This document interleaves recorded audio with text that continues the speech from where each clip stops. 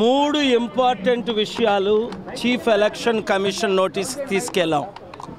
Number 1, ప్రతిసారి మన Andhra Pradesh elections first విడతలో చేస్తున్నారు. ఎందుకు? 40 రోజులు ఈవీఎంలు మార్చడానికి అవకాశం ఉంటుందనా? కనుక ఈసారి ఎలక్షను లాస్ట్ విడతలో 5th విడతలో అంటే మేలో చేయడానికి రిక్వెస్ట్ చేయడం జరిగింది. రెండోది, కరోనా 29 రాష్ట్రాల్లో 4 రాష్ట్రాల్లో విజృంభించుతుంది. ముఖ్యంగా ఆంధ్రప్రదేశ్లో, తెలంగాణలో కేసులు ఎక్కువయ్యాయి. కనుక కరోనా మార్చి ఏప్రిల్ వరకు ఇంకా ఎక్కువ పేషెంట్లు వస్తారు కనుక మే ఎండింగ్లో కానీ జూన్లో కానీ ఎలక్షన్ కండక్ట్ చేయాలని రిక్వెస్ట్ చేయడం జరిగింది. మూడవ విషయం ఏమిటంటే, ఎలక్షన్ అయిన వెంటనే ఓట్లు లెక్కించాలి. ప్రపంచంలో 120 డెమోక్రసీ దేశాల్లో, ప్రజాస్వామ్యం ఉన్న దేశాల్లో ఎలక్షన్ 6 గంటలకైతే 6 గంటలకే లెక్కలు. డబ్బాలు 3 రోజులు దాయడం, 30 రోజులు దాయడం, 40 రోజులు దాయడం, డబ్బాలు కనిపించలేదండం, బలగాలు సరిపోలేదండం, ఇవన్నీ డ్రామాలు వద్దు.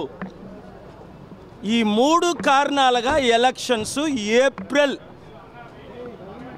ఎండింగ్ తర్వాత లాస్ట్ ఫేజ్ మే 2nd వీక్ 3rd వీక్లో చేయమన్నాం.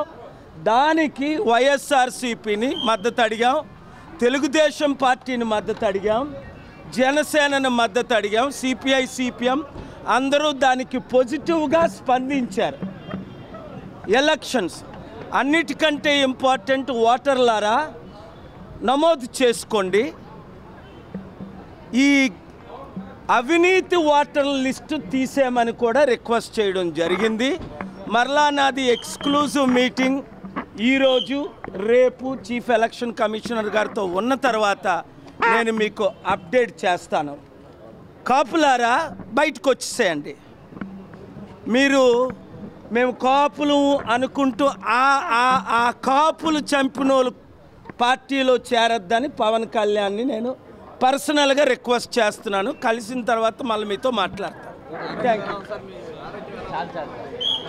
నా ఆరోగ్యం చూస్తున్నారు కదా. 14వ రోజు 7 రోజులు నరకం అనుభవించాను.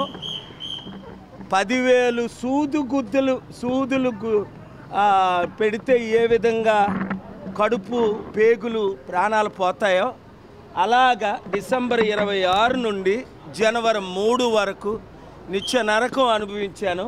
డాక్టర్ పైడి రాంబాబు గారికి, డాక్టర్ శేషి గారికి, డాక్టర్స్ టీమ్ విశాఖపట్నం అందరికీ, నర్సెస్కి నా హృదయపూర్వక వందనాలు.